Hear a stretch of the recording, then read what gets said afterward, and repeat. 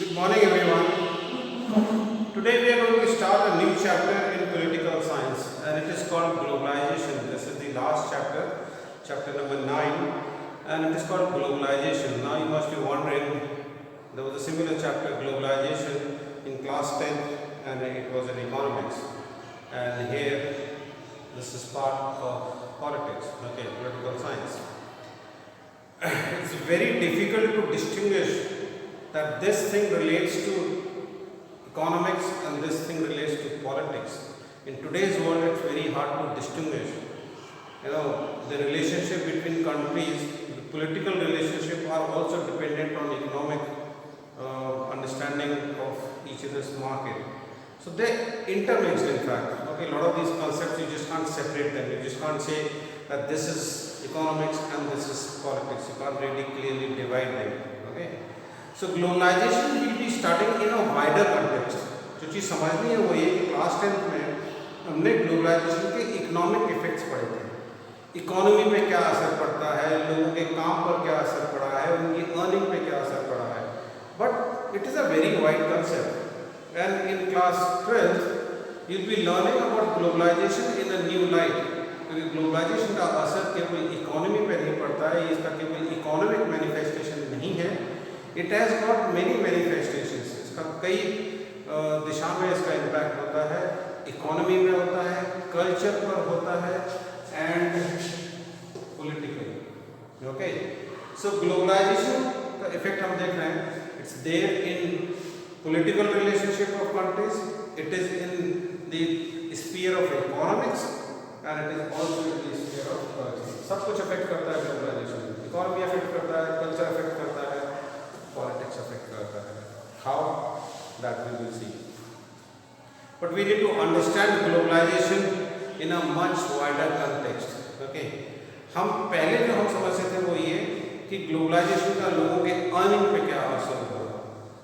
एक सामान कहीं और बन रहा है, कहीं और जा रहा है, कोई और उसे बना रहा है, इस देश का सामान उस देश में बिक रहा है, मॉल्स खुल रहे हैं, मल्टीनेशनल कंपनीज आ रही हैं. That is what we consider globalization. Okay. Lot of case studies have been given. It's a very wide topic. I cannot really put everything on the board. There's a lot of talking to be done, so please be attentive. आपको सुनना होगा काफी कुछ समझने के लिए. Okay. First, let me start with the basics. Again, in class 10, making of the global world में जहाँ पर yes, the word global वहाँ पर भी आया था. The initial phase of globalization you can say, okay, तब भी ट्रेड होता था, तब भी व्यापार होता था, तब भी लोग एक जगह से दूसरी जगह जाते थे, तब भी सामान जाता था, लोग जाते थे, पैसा जाता था, कैपिटल जाता था. ओके, तो ये अर्ली फेज ऑफ ग्लोबलाइजेशन है और वहाँ पर हमने 3 तरह के फ्लोज पढ़े थे और फोर्थ भी वैलिड था वहाँ पर. ये भी होना चाहिए था, flow of ideas. So there are 4 kinds of flows. जब एक जगह का आइडिया दूसरी जगह जाता है, दूसरी जगह का आइडिया उस जगह आता है. Let's take for an example, Buddhism originated in India and it was an idea. It was a religious idea, आप कह सकते हो, एक वे ऑफ लिविंग कह सकते हो, बट वो एक आइडिया ही था. That was not a community. वो कोई सामान नहीं था जो एक जगह से दूसरी जगह चला गया, वो एक आइडिया था. आइडिया जो ओरिजिनेट हुआ कहाँ? इंडिया में. Lot of ideas, Sikhism, Jainism, Buddhism, Hinduism, everything has originated from India. These ideas have moved across the world.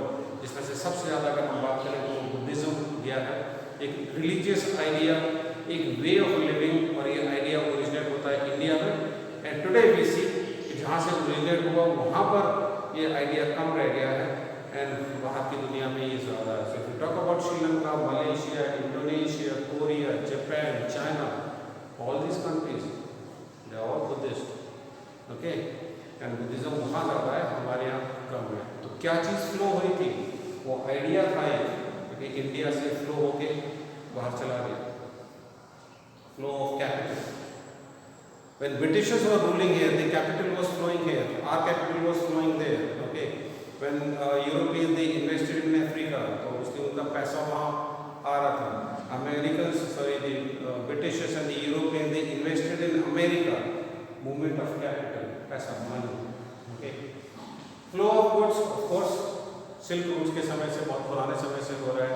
India का टेक्सटाइल जाता था, स्पाइसेस जाते थे, हम चाइनीज पॉटरी खरीदते थे, चाइना का silk and pottery, these things used to be exported, lot of things used to be imported.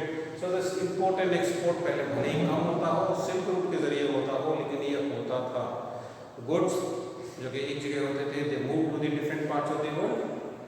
So commodities have been flowing for a very very long time. Okay, ये कोई नई चीज़ नहीं है, बहुत पहले से हो रहा है।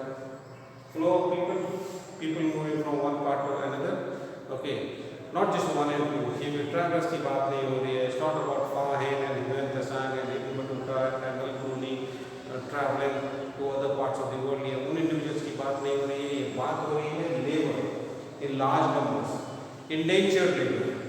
जब ब्रिटिशर्स ने और कॉलोनीज बना ली, उन्हें वहाँ लेबर की जरूरत पड़ी, इंडिया से लेबर लेकर के, ओके। जब अमेरिका में एक्सपैंड करने की जरूरत पड़ी, लेबर एशिया से एंड स्पेशली अफ्रीका से अमेरिका पहुंचा। Movement of labour, flow of people. तो ये चार फ्लो होते हैं, तब भी होते थे, अभी भी होते हैं, प्रॉब्लम होते भी रहेंगे। It's not easy to stop them. Okay, so all these four things have been flowing from one area to another. ये वर्ड ग्लोबलाइजेशन अब क्यों यूज होता है, जब ये पहले सब कुछ फ्लो कर रहा था? It is the degree, it is the magnitude, it is the scale. पहले बहुत थोड़ा बहुत सामान जाता था, अब जितना सामान जाता है एक जगह से दूसरी जगह, अब जितनी लेबर मूव करती है, जितना कैपिटल मूव करता है, तो उसका स्केल बहुत लार्ज है। Okay, so a large scale movement of ideas, capital, commodities and people, and that is why because of these four flows, the large volume of these four flows has given this word called globalization। okay, इस word को ही समझना है, यही important है, इसी में सारे concepts हैं। एंड उन कॉन्सेप्ट्स को समझाने के लिए there are few case studies. Let us look at those case studies. The first case study is about a person working in a call centre. I am sure you know about call centres. okay, I'll explain it to you in a much easier way। Suppose there is a company in America and they have sold all their products। अपना सामान वो बेचते हैं, company बेचती है, सामान बेचते हैं, तो उस पर you see ज़्यादातर एक लेबल लगा होता है। and for any problem, for any complaint, call this number, toll free number 1800। it's a large number। आपको कोई भी दिक्कत है तो आप उस नंबर पर कॉल कीजिए। so what happens when you call that number? वो कहाँ जाता है? okay, if an American is buying a product, if they bought a fridge and there is that number which is showing on that fridge, and if they dial that number will not be, obviously वो जाके कहीं America में किसी office में नहीं लगेगा, that is most likely वो India के किसी ऑफिस में आके लगे, नोएडा में, गुड़गांव में, पुणे में, बैंगलोर में, जहाँ कॉल सेंटर्स हैं, वहाँ आके वो obviously कॉल आएगी। and whatever is inquiring, those inquiries will be given by an Indian sitting in the call center, but acting as an American, speaking in an American accent, जिससे कि उसे ना एहसास हो कि वो कहाँ पर किससे बात कर रहा है। उसे यही लगना चाहिए कि अमेरिका में ही वो बात कर रहा है किसी से, but all information will be provided to him। now how does an Indian able to provide information about a company, about a product which has been sold in America? जो सामान अमेरिका में बिका है उसकी इंफॉर्मेशन है कि Indian यहाँ पर बैठ कर कैसे ले लेता है, because he is trained by the company, he is trained for that purpose। he has got all the information in front of the computer screen। जो भी वो पूछता है उसके सारे आंसर्स उसके पास अवेलेबल हैं। he simply has to tell it in an accent which is American। बस उसे पता नहीं चलना चाहिए कि ये अमेरिकन से उसकी बात नहीं हो रही है। so this is called BPO। okay, back processing ये सिस्टम होता है, एंड कॉल सेंटर्स जिसे हम कहते हैं, जहाँ पर कि कस्टमर केयर का सारा काम कंपनी ने आउटसोर्स कर दिया है इस इंडियन कंपनीज को। उन्होंने ऐसा क्यों किया है? क्योंकि अगर वो वहाँ कॉल सेंटर खोलेंगे तो वहाँ पर ऑब्वियसली अमेरिकन विल वर्क, और या फिर कोई भी काम करेगा, इंडियन ओरिजिन का भी काम करेगा, तो फिर वहाँ पर पे स्केल ज़्यादा है, सैलरी ज़्यादा है, कॉस्ट बहुत ज़्यादा आएगा। So in order to save money, what companies do is they outsource, okay, वो इस तरह का काम आउटसोर्स कर देते हैं, इंडिया जैसे कंट्री को दे देते हैं, बिकॉज यहाँ पर the labour cost is cheap, college students sitting during the night they work and they attend this college. Why night?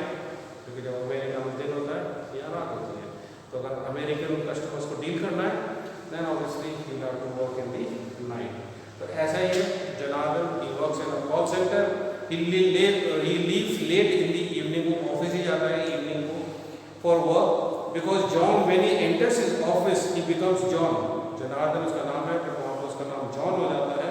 मैंने बताया कि he has to act as an American so that American customers they do not know कि उनकी बात किससे हो रही है। He acquires a new accent and speaks a different language, okay, than he does when he is at home। घर पे हो सकता है वो हिंदी बोलता हो, बट वहाँ जाकर उसे बोलना होगा English, that to an American English, American accent में बोलना पड़ेगा, okay. To communicate with his clients who are living thousands of miles away, he works all night which is actually day time for his overseas customers. उसके जो customers हैं वो यहाँ पर है, वहाँ दिन है, इसलिए उसको यहाँ पे रात में काम करना होगा। जनार्दन इज रेंडरिंग, वो एक ऐसी सर्विस दे रहे हैं to somebody who in all probability is never going to meet, वो एक ऐसे इंसान को सर्विस दे रहे हैं, प्रोवाइड कर रहे हैं जिससे शायद वो जिंदगी में कभी नहीं मिलने वाले हैं, okay, physically. That is his daily routine, यही इनका काम है। His holidays also do not correspondent to the Indian calendar, तो दिवाली पर उसे शायद छुट्टी न मिले, क्रिसमस पर मिलेगी, कि ये अमेरिकन कैलेंडर के हिसाब से उसको छुट्टियाँ मिलेंगी, okay. But to those of his clients who happen to be from the US, तो ये एक ग्लोबलाइजेशन का पार्ट है जहाँ पर बेसिकली सर्विस भी हजारों मील दूर से आ रही है, ओके। यहाँ पर कोई गुड्स इन्वॉल्व नहीं है, सर्विस इन्वॉल्व है, लेकिन सर्विस भी America India such a distance, okay, 12 घंटा लगते हैं, 12 घंटे का डिफरेंस है, बट स्टिल तो सर्विसेज जो अमेरिकन को चाहिए they are being given from India. This is one of the case study, ये कॉल सेंटर हमने देखा, ये इस ग्लोबलाइजेशन का ही नतीजा है। जब बहुत ज़्यादा स्केल पर गुड्स एंड सर्विसेज ये सब जब एक जगह से दूसरी जगह जाने लगे तो कॉल सेंटर्स आ गए। रामधारी, ये सेकंड की स्टडी है, उसे अपने डॉटर के लिए एक बर्थडे गिफ्ट चाहिए और daughter wants a cycle and वो फाइनली एक साइकिल खरीदता है, लेकिन ये कौन सी साइकिल है? Not made in India, it is made in China. He is happy because उसकी क्वालिटी सही है, वो सस्ती है और बेटे के लिए उसको जैसे चाहिए साइकिल वो मिल जाती है। So we are seeing flow of goods, सामान भी कहीं बन रहा है, कहीं और सेल हो रहा है। चाइना में बनी ये साइकिल, इंडिया में सेल हुई and he bought this cycle. Last year also he had bought a Barbie doll for his daughter on a birthday and ये बार्बी डॉल कहाँ बनती है? अमेरिका में। तो America obviously not in America, they have mentioned America, now it is no more manufactured in America, it's manufactured in China, okay. Sarika, ये third case study है, ये first generation learner है। First generation learner का मतलब ये होता है कि इसके फैमिली में शायद पहले कोई और पढ़े लिखे नहीं थे, who has done remarkably well through out her school and college life और वर्किंग वेरी हार्ड। उसने बहुत पढ़ाई की है, बहुत सक्सेसफुल रही है अपने पढ़ाई में, अब उसे मौका मिल रहा है बाहर जाकर काम करने का, flow of people, okay, and begin an independent career which the women of her family had never dreamed of earlier. तो अब विमेन काम कर रही है, वो भी विदेश जा रही है, ये नई चीज़ है, ये है ग्लोबलाइजेशन का इफेक्ट।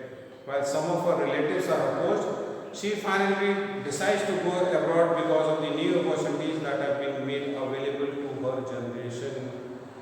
तो अब हम देख रहे हैं कि विमेन भी काम कर रही हैं और केवल घर के थोड़ी दूर जाकर नहीं, in fact they are going abroad, okay. Again result of globalisation, ये भी नतीजा किसका है? ग्लोबलाइजेशन का है। So globalisation is touching all aspect of our life, हमारी लाइफ पर हर तरीके से प्रोसेस कर रहा है। हम क्या खाते हैं, हम क्या सामान खरीदते हैं, हम किस तरह की सर्विसेज और कौन से गुड्स लेते हैं, हमारे लोग फैमिली मेम्बर्स कहाँ पर पढ़ेंगे, वो कहाँ नौकरी करेंगे। Yes, it is impacting our life in every way. Only difference is किसी को ये ज़्यादा इम्पैक्ट कर रहा है, किसी को ये कम इम्पैक्ट कर रहा है, पर इसका असर लगभग सभी पर हो रहा है, ओके। नेगेटिव पॉजिटिव वो बाद में देखेंगे। ग्लोबलाइजेशन के सारे इफेक्ट्स पॉजिटिव नहीं हैं, ग्लोबलाइजेशन के सारे इफेक्ट्स नेगेटिव नहीं हैं, ओके। एंड सारे उसके इफेक्ट्स या जो उसका इम्पैक्ट केवल इकोनॉमी पर नहीं है, एज वी सेड, इसका लोगों के कल्चर पे भी फर्क पड़ रहा है। Okay, Indians are wearing jeans, we are watching Hollywood movies, we are eating burger, we are behaving and acting, and हमारे डेली लाइफ में जो रूटीन में चेंज आ रहा है, वी आर मोर और लेस अडॉप्टिंग अमेरिकन कल्चर। ये पढ़ चुके हो, अमेरिकन कल्चर आज की डेट में has become the most powerful culture. We eat like them, we behave like them, we talk like them. उनके कल्चर का इन्फ्लुएंस हम पर हो रहा है। नॉट टू से कि अमेरिकन पे किसी के कल्चर का इन्फ्लुएंस नहीं हो रहा है, they must be having also some kind of an influence, because लेकिन जो ज़्यादा पावरफुल होगा उसका ही दूसरे पे इम्पैक्ट ज़्यादा होगा। As Indians we are still in a better state, क्योंकि हम अपना कल्चर एक तरीके से पूरी तरह से भूले नहीं हैं, नया कल्चर हमने जरूर अपनाया है। Okay, so we are celebrating the Christmas, but we are also celebrating Holi, we are also celebrating Diwali, we are also celebrating Onam, so we also have our culture. Okay, तो ये हमने 3 examples देखे। All these 3 examples illustrate an aspect each of which we call globalization. ये सब globalisation का नतीजा है, इन सबको हम ग्लोबलाइजेशन कहते हैं। In the first instance, Janardhan was participating in the globalization of services. हमने देखा कि वो सर्विसेज प्रोवाइड कर रहा था कॉल सेंटर में अराउंड हमारे birthday purchase. Again it was also a result of movement of commodities from one part of the world to another. Sarika is faced with the conflict of values originating from new opportunities, और वहाँ पे उसके values, उसके culture, उसके thinking पे असर पड़ रहा है कि मेरे फैमिली से कभी कोई विमेन बाहर नहीं गई, शुड आई गो और शुड आई नॉट गो, लेकिन फिर वो डिसाइड करती है that she has to go. सब एग्जाम्पल्स हैं, not that you will get an example to write in exams कि जनार्दन क्या करते थे या फिर सारिका क्या करती थी। Just for your understanding these things have been given. I am sure you understand globalization नई चीज़ नहीं है, so we don't have to go into very basic things, but because it is starting on the chapter, it has been explained. Okay, now if we look for examples of the use of the term globalization, कहाँ इसे हम use कर रहे हैं, let us look at some examples different from the ones that we have looked above. इनके अलावा भी कुछ और examples देखते हैं। Some farmers committed suicide. Okay, in fact अब हम if they should have divided it in another way, अभी तक हम पॉजिटिव कुछ चीज़ें मार्क कर रहे थे, अब थोड़ा उसका नेगेटिव इम्पैक्ट उन्होंने बताया है। And what is being said here is कि कुछ फार्मर्स सुसाइड कर लेते हैं। Why? Because they crops fail. उनकी क्रॉप फेल हो गई। क्रॉप क्यों फेल हो गई? They have bought very expensive seeds supplied by a multinational company. और सुसाइड इसलिए कर लेते हैं क्योंकि उन्होंने बहुत पैसा खर्च करके ये नए सीड्स खरीदे थे जो कि मल्टीनेशनल कंपनी, किसी बाहरी कंपनी ने। एक्चुअली में बीटी कॉटन की बात हो रही है। बीटी इज़ अ कंपनी जो कॉटन के जिन्होंने जेनेटिक सीड्स प्रोवाइड किए इन गुजरात, ये फिर क्रॉप्स फेल हो गई, बहुत लोगों को बहुत नुकसान भी हुआ इसमें। एंड लिया इसलिए था कि उस फसल में फिर कीड़े नहीं लगते, पेस्ट से बचाती है ये नए बीज। लेकिन farmers they went into debt. उन्हें लगा कि ठीक है, हम इतना पैसा लगा कर किसी से लोन लेके हम अगर ये बीज खरीदते हैं, हमारी फसल बहुत अच्छी होगी, फसल को बेच कर हम ये लोन ऑब्वियसली रीपे कर देंगे। But that did not happen. In most of the cases crop fail हो गई एंड वो हेवी डेट में फंस गए, उधारी के जाल में फंस गए, डेट ट्रैप में फंस गए, and then many of them committed suicide. Okay, an Indian company bought a major rival company based in Europe despite protest by some of the current owners. ये बात हो रही है, I don't know why they have not mention the names. ये टाटा ने जब Jaguar को खरीदा था ब्रिटेन में, तब का प्रॉब्लम है। वहाँ पर जो ब्रिटेन जैगुआर कंपनी के जो ओनर्स थे, ओके, दे वर प्रोटेस्टिंग। वहाँ के जो लेबर जो काम कर रही थी, दे वर प्रोटेस्टिंग। कभी हम इंडिया में रूल करते थे, अब how can an Indian company come and buy us, और हम कैसे इंडियंस के अंडर में काम करेंगे। So they were not in favour कि जैगुआर कंपनी टाटा को बेची जाए। But then finally Tata bought that company, he is the owner of Jaguar company. Okay, so he is the owner and Britishers are working under him. Impact of globalisation, ये केवल हमारे लिए दूसरी बात है, but negative for the western countries. Many retail shopkeepers fear that they would lose their livelihood. ये जो अभी एक मार्केट हमने नहीं खोला है रिटेल मार्केट्स, ये जो हम शॉप से सामान लाते हैं उसे हम रिटेल कहते हैं। होलसेल जहाँ से हम इकट्ठा सामान खरीदते हैं, जो ये रिटेलर्स खरीदते हैं। ओके, तो जो ये रिटेल शॉप्स हैं, सिंपल जो शॉप जहाँ से हम सामान खरीदते हैं उन्हें ही रिटेलर्स कहा जाता है। ओके, तो रिटेल का जो मार्केट है वो इंडियन गवर्नमेंट ने अभी ओपन नहीं किया है। Indian government has not allowed the MNCs and foreign direct investment to come into our retail sector. बाहर की कंपनी आकर इंडिया में मॉल नहीं खोल सकती, वैसे सिंपल समझ सकते हो। ये इसलिए किया गया है कि इतने सारे लोगों की शॉप्स हैं, इतने सारे लोग इस पर डिपेंडेंट हैं। अगर एक वॉलमार्ट इस एरिया में, डिस्ट्रिक्ट में खुल जाएगा, then probably there will be thousands and thousands of shops which will have to close down. Why?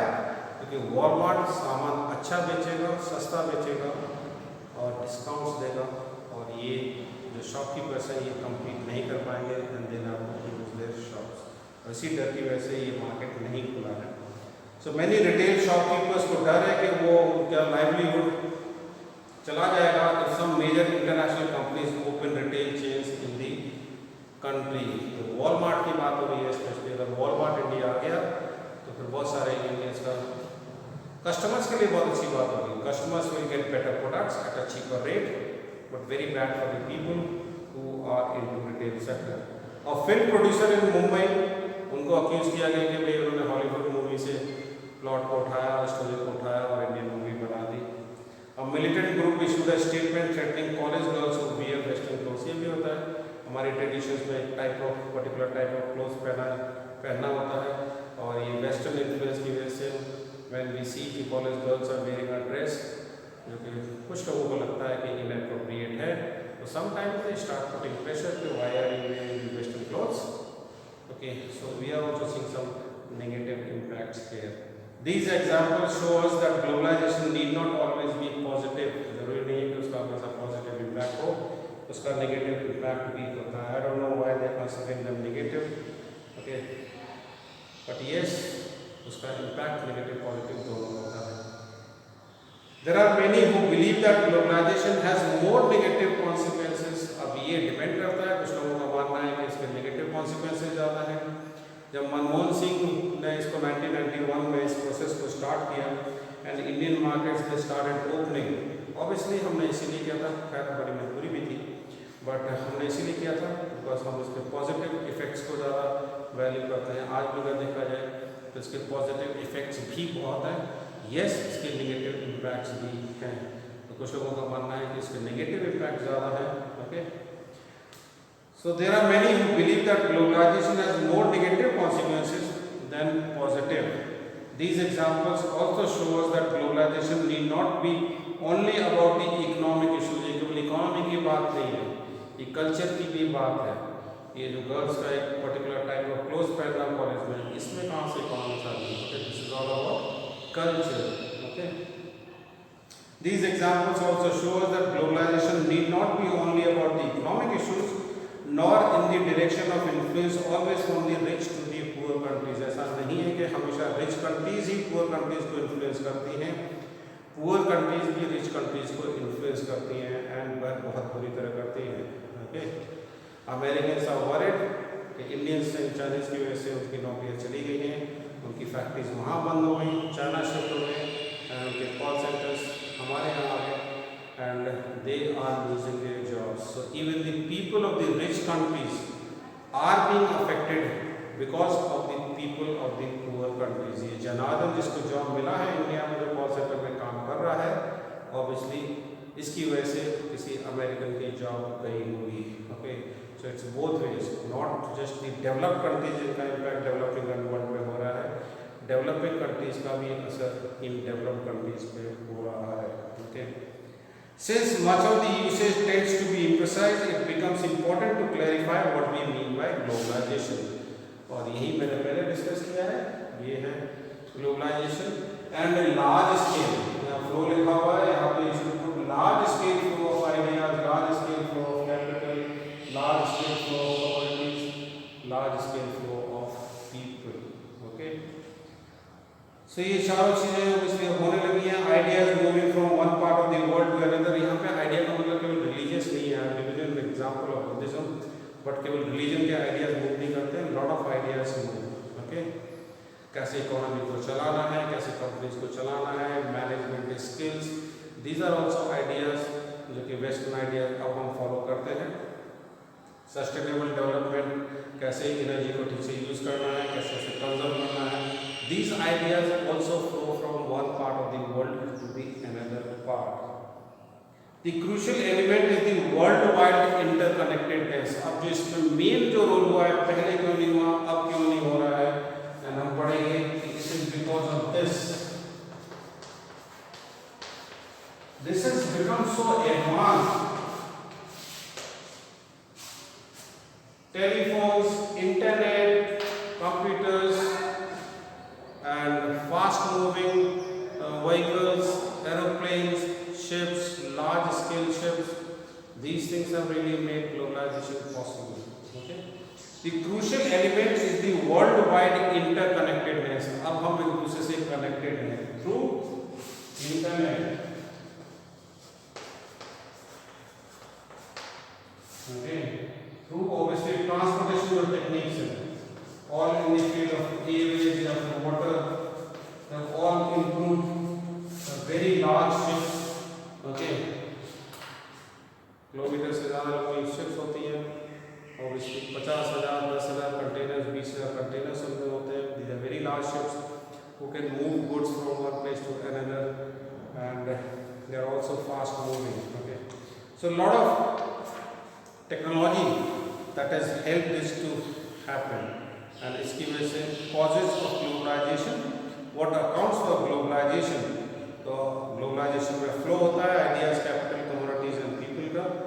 Globalisation in terms of these four flows has taken place through much of the human society. हमेशा होते रहा है, यही तो चीज़ important है कि you must wondering कि ये अब क्यों बात कर रहे हैं, बहुत पहले से होते रहा है। Yes, it is true, it is only the scale eight which it is happening. पहले बहुत कम होता था, but now it is very large scale जिसमें ये सब हो रहा है। Okay, if you imagine what you eat today, okay, and lot of things, especially the packed materials, if you find, and you must be wondering, most of the things में कहीं ना कहीं MNCs involved हैं, and they are providing us these materials. Okay, so globalization has a strong historical basis. It is important to view contemporary flows against this backdrop.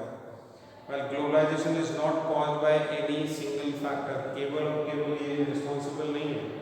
Yes, it is responsible, but not, technology is not the only factor which is responsible for globalization. There is no doubt that the invention of the telegraph, the telephone, the microchip in more recent times has revolutionized communication between different parts of the world. When printing initially came into being, it laid the basis for the creation of nationalism. So also today we should expect that technology will affect the way we think of our personal but also our collective lives. Okay, the ability of ideas, capital and communities and people to move more easily from one part of the world to another has been made possible largely by technological advances। और जिस तेजी से ये हो रहा है और जिस वॉल्यूम में ये हो रहा है वो बहुत ज़्यादा है। For instance, the movement of capital and commodities will most likely be quicker and wider than the movement of people across the different parts of the world. Globalization, however, does not emerge merely because of the availability of improved communication। केवल इसी की वजह से नहीं होता है। Every time they will say, कोई factor बताने के बाद हमेशा कहा गया कि केवल इसी फैक्टर की वजह से नहीं होता है। So the underlying fact is that there is not just one factor which is responsible for globalization, there are many factors। Okay? और भी चीज़ें मूव करती हैं जिन्हें नहीं मूव करना चाहिए। बर्ड फ्लू भी मूव करता है, ओके, कोरोना भी मूव करता है। तो corona came from China to other parts of the world. Now Indian variant is moving to Europe, so even these things will also move। Okay, the bird flu or tsunami is not confined to any particular nation, so is pollution। Okay, it does not, global warming, everything is affecting everyone। It does not respect national boundaries। Similarly, when major economic events take place, किसी एक country का market, एक country की economy गड़बड़ होगी तो उसका impact बाकी देश के, बाकी दुनिया पर भी पड़ेगा. Their impact is felt outside their immediate local, national or regional environment at the global level. Now, इसका एक new concept जो नहीं पढ़ा है, that will be concentrating in the next class. Obviously, एक introductory class है एक तरीके से, to just give you a background कि globalization क्या है. And now we will be studying इसका political consequences पढ़ेंगे. ये आपने शायद नहीं पढ़ा है. This might be somewhat new for you. And then obviously इसके economic consequences तो हैं जो कि शायद आप लोग जानते हैं. Cultural consequences, that is also somewhat new. And then of course India and globalization and the resistance to globalization. Many in the world are resisting globalization. ये गलत है, नहीं होना चाहिए. Okay, वो भी पढ़ेंगे. Okay, that's all in this class. We'll continue with this chapter in the next class. Thank you.